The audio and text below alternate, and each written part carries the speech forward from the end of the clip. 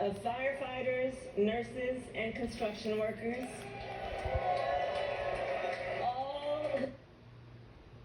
She worked long hours, and like many working parents, she leaned on a trusted circle to help raise us.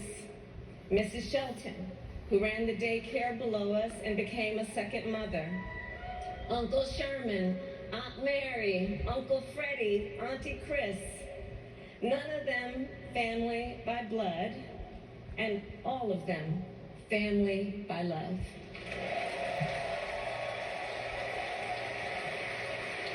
Family who taught us how to make gumbo, how to play chess, and sometimes even let us win.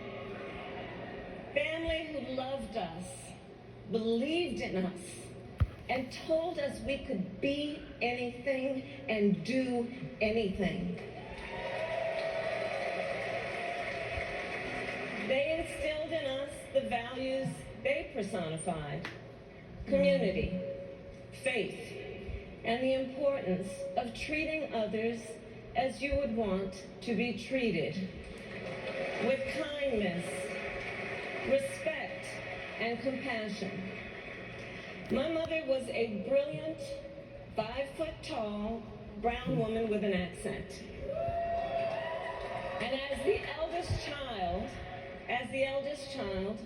I saw how the world would sometimes treat her. But my mother never lost her cool.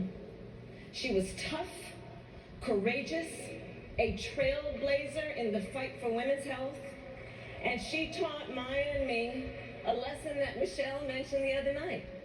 She taught us to never complain about injustice, but do something about it. Do something about it. That was my mother. And she taught us, and she also taught us, and never do anything half-assed. And that is a direct quote. A direct quote.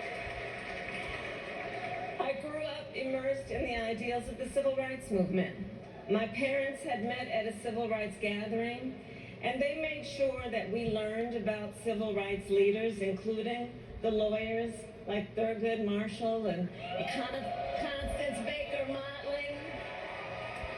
Those who battled in the courtroom to make real the promise of America. So at a young age, I decided I wanted to do that work. I wanted to be a lawyer.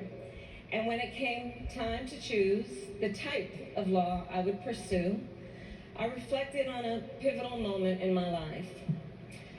You see, when I was in high school, I started to notice something about my best friend, Wanda. She was sad at school, and there were times she didn't want to go home.